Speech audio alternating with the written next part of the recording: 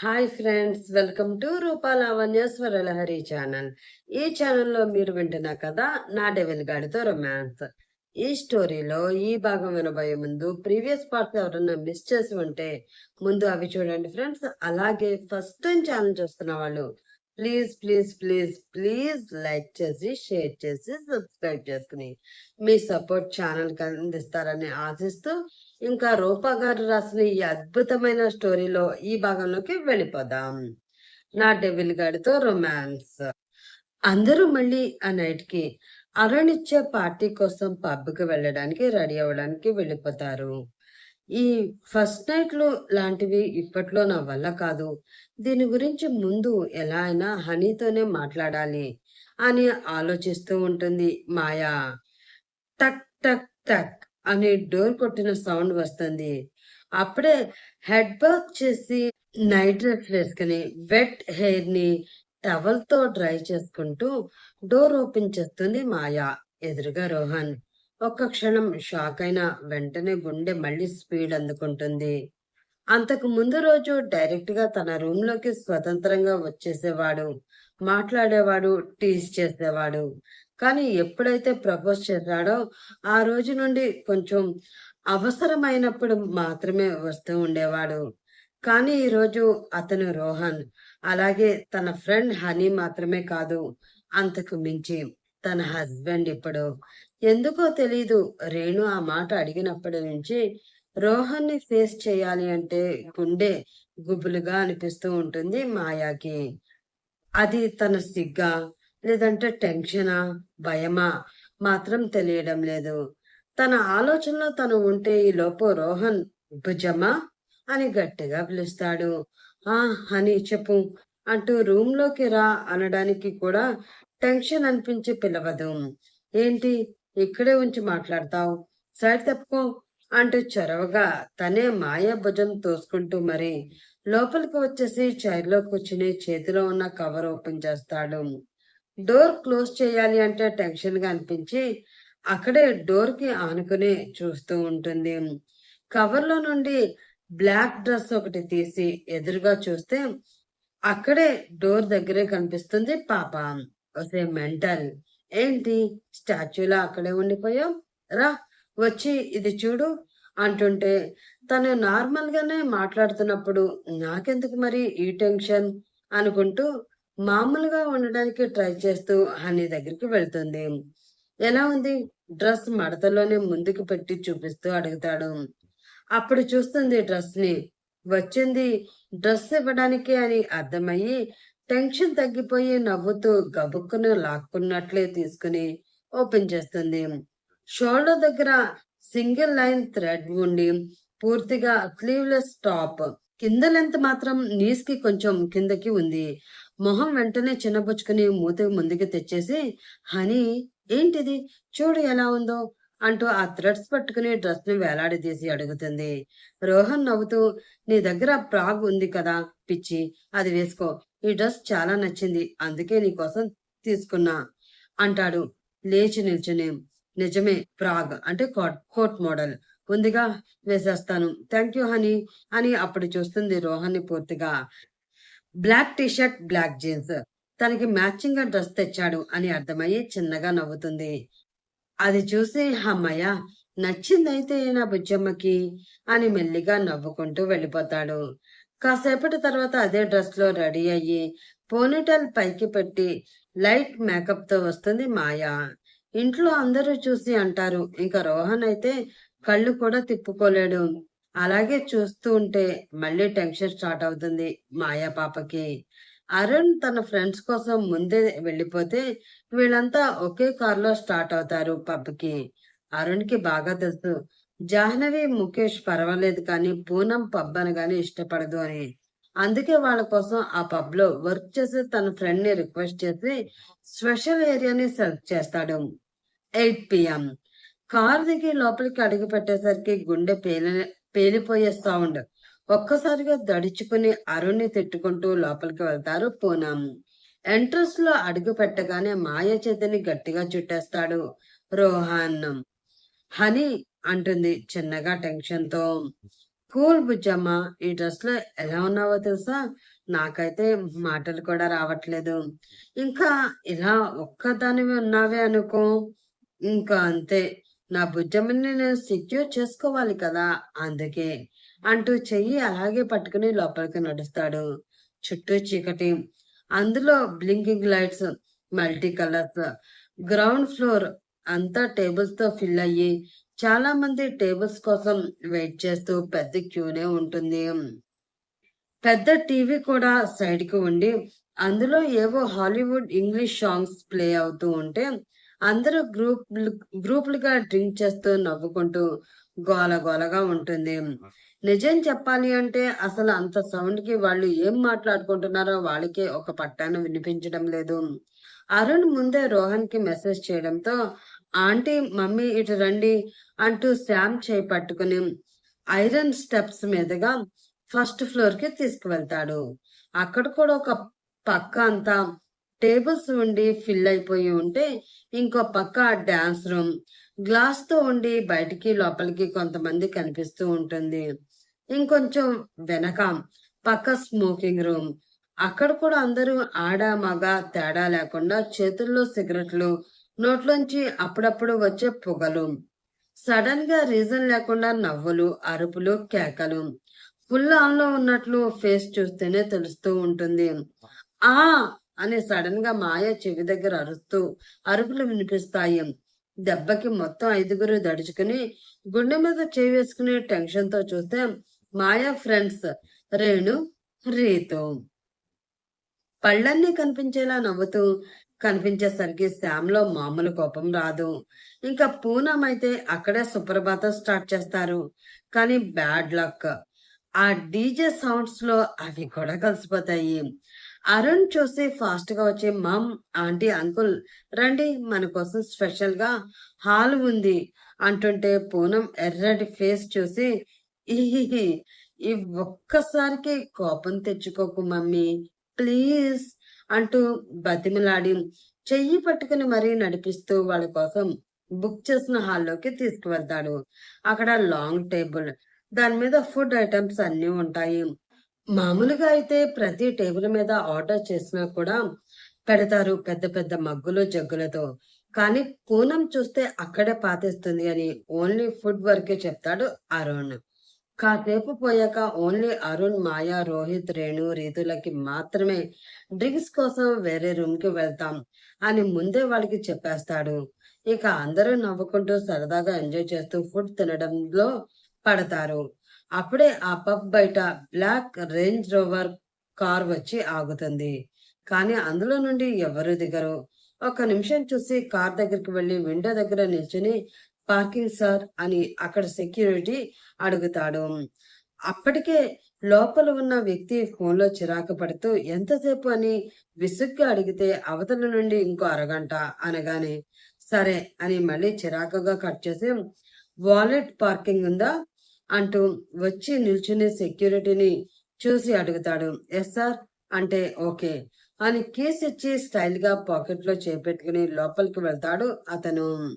అతనికి పబ్ అంతగా నచ్చదు కాబట్టి లోపలికి వెళ్ళగానే ఆ చెవులు పేలిపోయే సౌండ్ కి గోప గుయ్యమని చెవిలో వేలు పెట్టుకుని ఉఫ్ అని చిరాగ్గా అక్కడే ఉన్న బేరర్ని మీ మేనేజర్ ఎక్కడా అని ఇంగ్లీష్ లో అడుగుతాడు. అతను దూరంగా వేరే టేబుల్ దగ్గర ఉండి మాట్లాడుతున్నదని చూపిస్తే ఓకే అంటూ యాటిట్యూడ్ గా వెళ్లి నిల్చుని ఎక్స్క్యూజ్ మీ అని పిలిచి తానెవరో చెప్పగానే సార్ వెల్కమ్ సార్ అంటూ చుట్టూ చూసి ఒక టేబుల్ కూడా ఖాళీ లేక నాతో రండి సార్ మీకు స్పెషల్ టేబుల్ చూపిస్తాను అంటుంటే వద్దు అంటూ చేత్తోనే ఆపి నాకు ప్లెజెంట్ గా ఉండడమే ఇష్టం. సో ఈ నాన్ సెన్స్ అవి లేని ప్లేస్ ఉంటే చెప్పండి అంటాడు పాకెట్ లో హ్యాండ్స్ మళ్ళీ పెట్టుకుంటూ. హా సార్ తప్పకుండా అంటూ ఫస్ట్ ఫ్లోర్ కి తీసుకువెళ్ళి స్మోక్ రూమ్ కి ఇంకో వైపు బార్ రూమ్ ఉంటే అక్కడికి తీసుకువెళ్తాడు. అక్కడ అందరూ విఐపీలు, టాప్ మోస్ట్ బిజినెస్ మ్యాన్లు వచ్చి బిజినెస్ మీటింగ్స్ అంటూ ఫుల్ గా తాగుతూ ఉంటారు. కానీ బయట సౌండ్స్ మాత్రం అక్కడ కొంచెం కూడా వినిపించదు. రీజన్ ఆ రూమ్ సౌండ్ ప్రూఫ్. సార్, ఈ బార్ రూమ్ మీలాంటి వారి కోసమే సార్ అంటూ చూపిస్తూ ఉంటే, ఓకే, థ్యాంక్స్ అనేసి సైడ్‌గా మూలకి ఉన్న సోఫాలో కూర్చొని మొబైల్ చూసుకుంటూ ఉంటాడు అతను. అప్పుడే మళ్ళీ కాల్ వస్తూ ఉంటుంది. డిస్‌ప్లేపై బావా అని కనిపించగానే, ఒరేయ్ డాష్ నా కొడకా! ఎక్కడ చచ్చావు? అయినా వెయిట్ చేయాలి అంటే ఇదే ప్లేస్ దొరికిందా నీకు? అని ఆపకుండా తిడుతూనే ఉంటే, అజ్జు అజ్జు ఆపరా బాబు! ఇంకో 15 మినిట్స్ అంతే వచ్చేస్తున్నాను అని డెవిల్ తిట్లు వినలేక కాల్ కట్ చేస్తాడు కార్తీక్. పేరుకే బావమరిది కానీ చిన్నప్పటి నుంచి మంచి ఫ్రెండ్స్ ఇద్దరు. ఇంకా అనుతో పెళ్ళయ్యాక ఇంకా క్లోజ్ అవుతారు. విఆర్ స్టూడియోస్ ముంబై బ్రాంచ్ లో వర్క్ ఉండేసరికి డెవిల్ తన సాఫ్ట్వేర్ కంపెనీ వర్క్ మీద కార్తీక్ ఇద్దరు ముంబై వస్తారు. వావ్, నైస్ ప్లేస్ అరుణ్ అంటారు ముఖేష్. కదా అంకుల్, ఈ ఏరియాని బుక్ చేసుకోవాలి అంటే మనం మినిమం 3 మంత్స్ ముందే రిజర్వ్ చేసుకోవాలి. కానీ నా ఫ్రెండ్ ఇక్కడే ఇదే పబ్ లో మేనేజర్, అందుకే ఈజీగా సెట్ చేస్తా అంటాడు నవ్వుతూ. ఫ్రెండ్స్ ఉంటే నీ ప్రొఫెషనల్ లో ఉండాలి కానీ బార్లో మేనేజర్ ని ఫ్రెండ్ ఏంటి అరుణ్? పూనం నుండి నెక్స్ట్ సెకండ్ వస్తుంది సీరియస్ క్వశ్చన్. హా, చెప్పు చెప్పు అని నవ్వుతారు మాయా, రీతు, రేణు. అరుణ్ వాళ్ళని చూసి పళ్ళు కొరుకుంటూ పూనం వైపు కొంచెం టెన్షన్ గా చూస్తూ గుటకలు మింగుతాడు. ఆంటీ, అతను నాకు క్లోజ్ ఫ్రెండ్ని, మేము స్కూలింగ్ లో క్లాస్మేట్స్ అందుకే అని రోహన్ చెప్పి కవర్ చేస్తే, థ్యాంక్స్ రా బాబు అన్నట్లు చూస్తాడు అరుణ్. ఫ్యామిలీ అంతా కాసేపు నవ్వుకుంటూ ఫుడ్ ఎంజాయ్ చేస్తారు. టైం అవుతుంది అనుకున్నాక, ఓకే, మీరు ఎంజాయ్ చేయండి, మేము వెళ్తాం.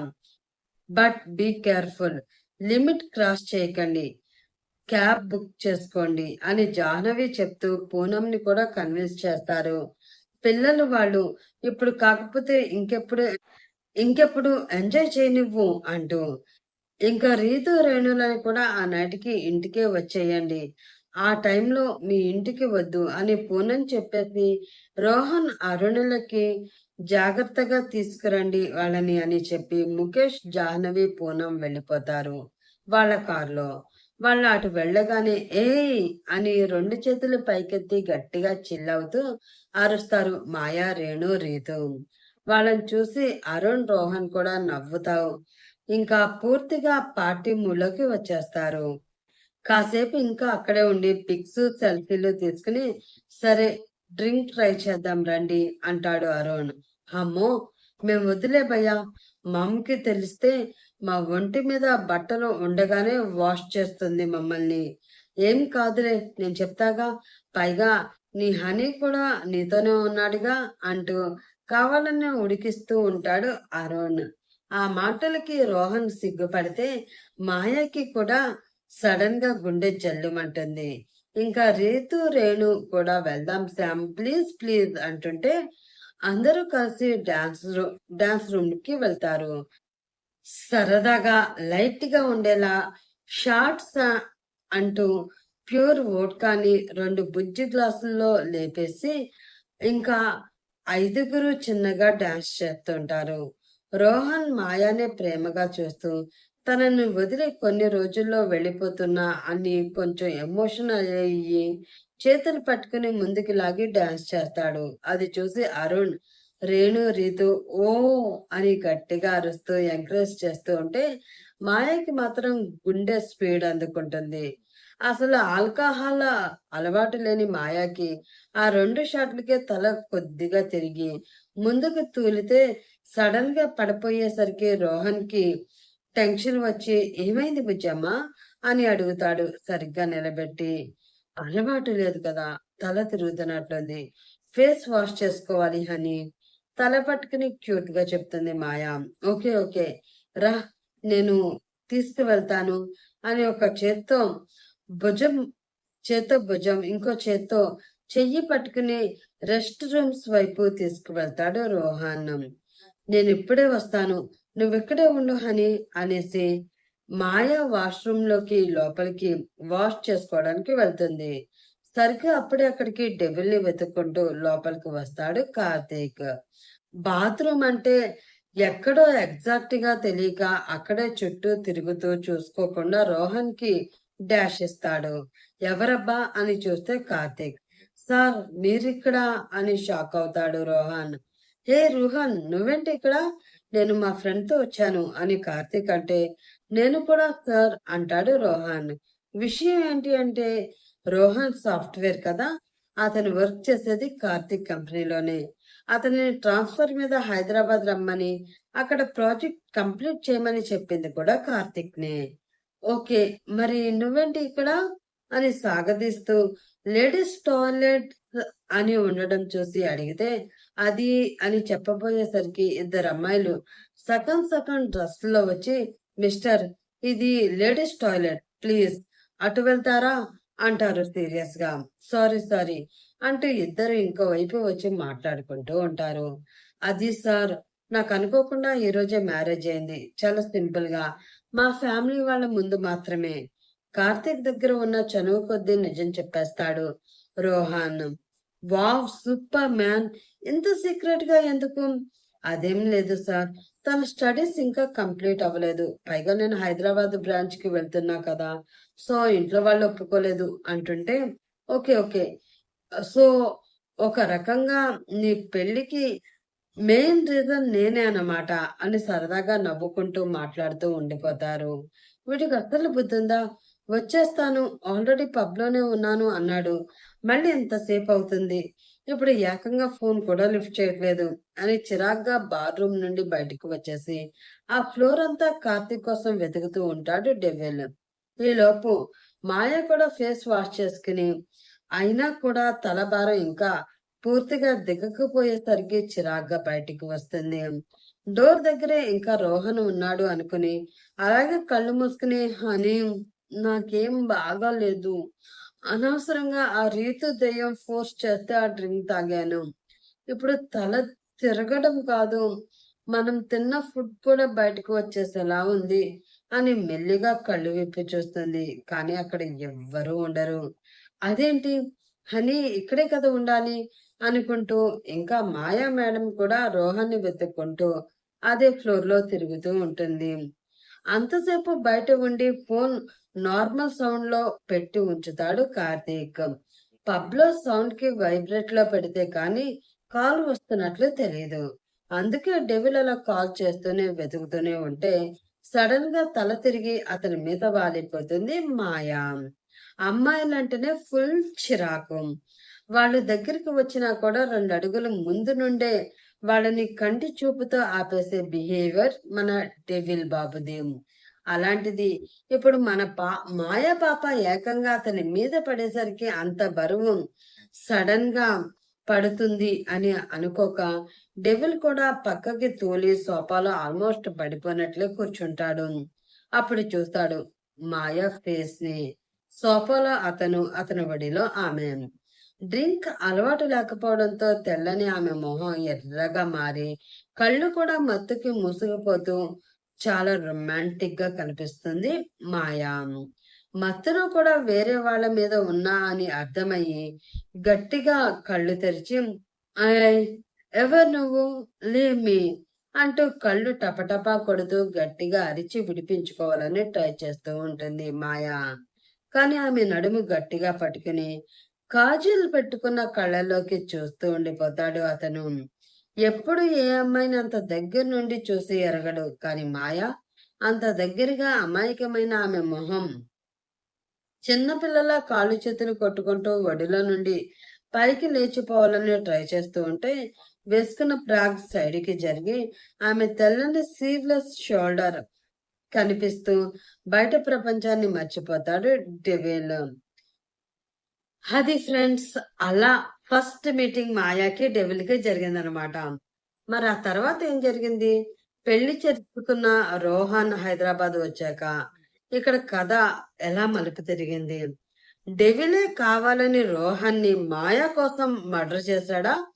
తెలుసుకోవాలంటే నెక్స్ట్ పార్ట్ కోసం వెయిట్ చేస్తూ ఉండాలి ఫ్రెండ్స్. మీరు వెయిట్ చేస్తూ ఉంటారని నాకు తెలుసు. కాబట్టి ఆ నెక్స్ట్ పార్ట్‌తో త్వరగా మీ ముందుకొచ్చేస్తాను. అప్పటి వరకు bye bye friends. Have a nice day.